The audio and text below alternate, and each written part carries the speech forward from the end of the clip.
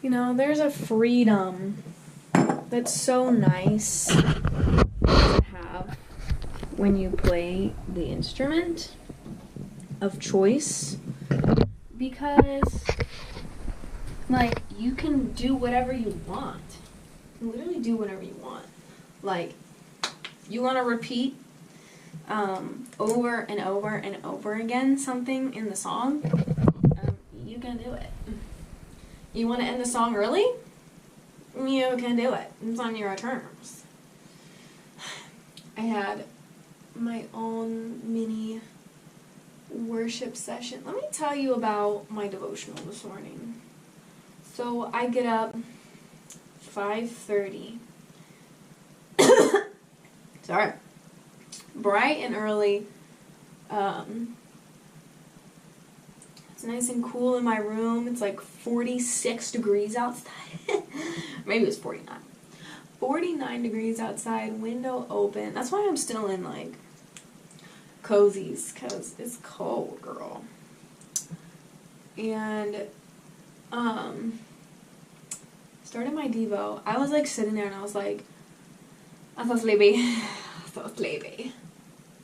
And I don't know, I just kind of felt like God chuckled at that. Because I'm like, Ibi, so Ibi. That is indeed my word of choice, is Ibi. And I did it anyways. I always, like, pray before I start reading, like, whatever the devotional is about. And, yeah, I was just having a long conversation before I started reading, and I was like, okay, let me check my email really quick. I'm so sorry. I have to check my email.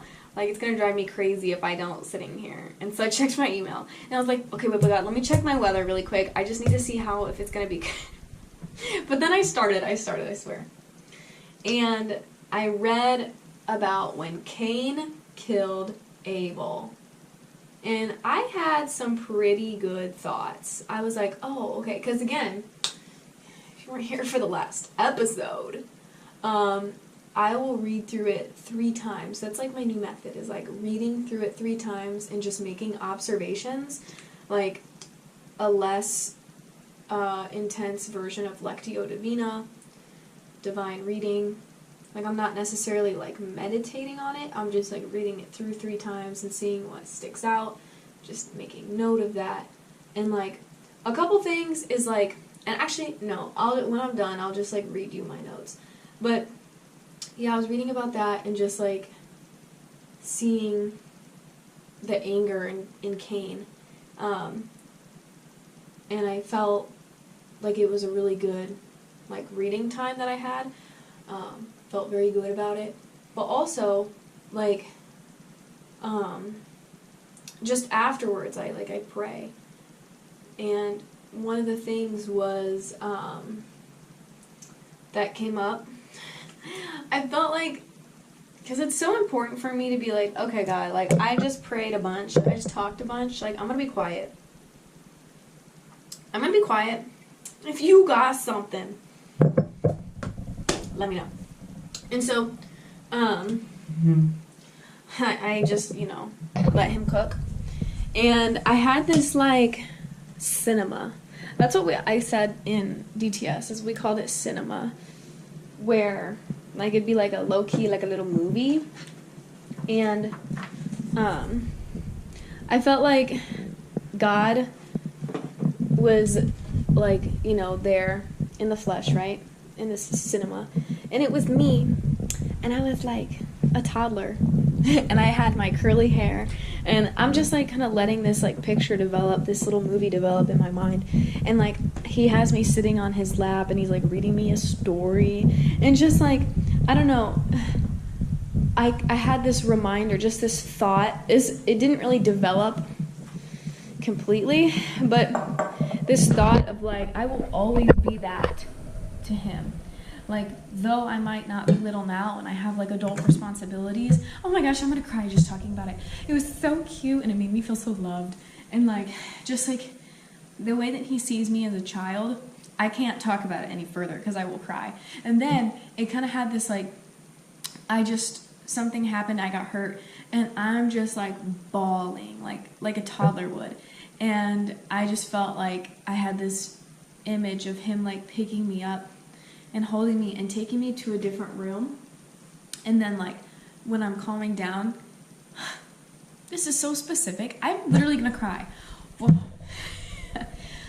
And like this is really specific and random, but it's like he showed me these like fireflies, like in a butterfly, like a butterfly and fireflies, and I got like red face, puffy eyes, and I'm just like looking at these beautiful fireflies and butterflies, and I'm like giggling like a toddler would, and then I just like ran and I like went like, I hugged him, and I just remembered all the times as a child, like I felt like reminded of a couple memories where I was like very attached to my parents. Not like codependent, but just as a child would be, where if they get nervous, it's like immediately running to mom. And I just had that sense of like embrace again. And like I was reminded of it because I don't do that anymore. I just don't. Like that does not come naturally to me anymore. I'm more independent, like in thought and in deed.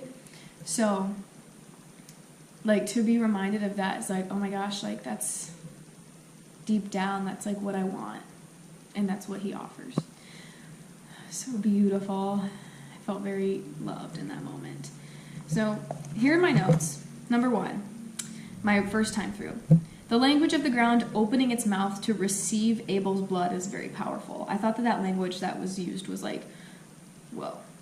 God's conviction, though it was seemingly short, but fair. It brings Cain so much distress to a point where he tells God that he has driven him away with that punishment. Like he was like, no, that's driven me away. Like, okay, you did it. You made me turn my face to you. And then Cain went away from the presence of the Lord. That hit very deeply. It says Cain left the presence of the Lord. In anger too. Second time through. I think in verse 13, which is Cain's response, where he's like upset and convicted, he is still pretty angry and he's putting it onto God. His inability to understand God's punishment is the fogging of his emotions and lack of repentance. God despises murder, so when Cain suggested that someone would kill him, I feel like God's heart broke a little, and he so badly did not want for murder to exist. At first, maybe you'd think that the protection of Cain, the little mark that he gives Cain, was out of spite so that Cain would suffer. But I think it's because murder is not permissible in God's eyes. So like reading that first through, I kind of read it as like, fine, I'm just going to go into the wilderness and someone's going to kill me because I'm miserable and I don't want to live. Like that punishment is too crazy. And God's like, nope, I'm going to make you survive and you're going to suffer. Like that's how my brain like wants to read it. But then like going through a second time, I was like, no, I just really think that God detests murder. And he was like, no, like I don't want someone to kill you. Like I love you, Cain. Like this was bad, but like I don't like murder.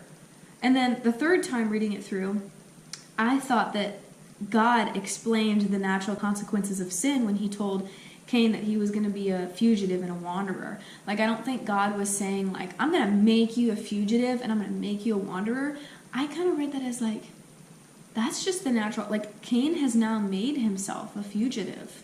Like, and God's just telling him, like, you are now a fugitive and a wanderer. Like, this is the consequence of sin. The question was, even though Cain sinned terribly, God marked him for protection. What does this show about God's character? God does not condone humans taking life in their own hands, even if someone, Cain, deserves it. He still cares about Cain's heart and life, but he also must be fair when someone breaks the law. So, Cain did something wrong, and God told him, like, you did something wrong. This is the punishment. Like, you have to bear the consequences. And Cain was like, I want someone to kill me. And God's like, no, I don't want that either. That's not fair. Like, yeah. So I just thought it was so good. Like, Cain had so much leftover anger, and he didn't, like, there's no evidence in this that shows that he repented, like, or he felt bad. He just told God, like, that he was upset with the punishment. And I think that his leftover anger is what led him to leave the presence of God, and to, like, want to be killed and all this stuff. Like, if he had repented, he would have probably better understood God's heart behind that punishment, behind his explanation, stuff like that. So, it's really good. Yep. So that was my morning. Then I had a phone call, short phone call, with my cousin, and then I played the piano. It's almost 9. Wow. I've been up for 3 hours, and it's 8:38. Good times. Good times. Yes, so, yeah, that's going to be it. I'm going to review my notes. This is my microbiology. Microbio.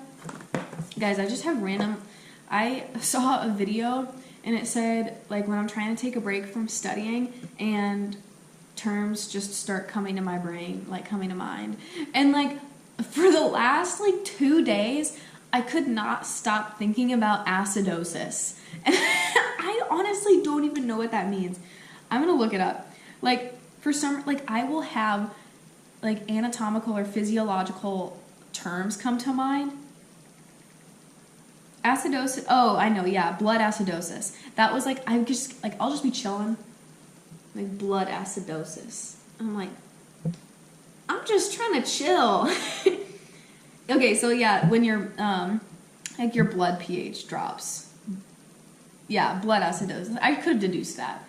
But, like, I'll just, like, I just thought it was so funny because I related so much to it because I study so much. It's only been 1 week of school, and, like, I've devoted a lot of time to studying, which is good. But I can't complain. Like, I can't complain that it's like sticking in my mind. I love that. I really do. So, I'm gonna continue studying. I kind of did what I could for my microbiome. I still didn't understand the email that he gave us about, like, going through a certain part of the lab manual. So I read through, like, the first, like, 10 pages, and I'm hoping that that's kind of enough.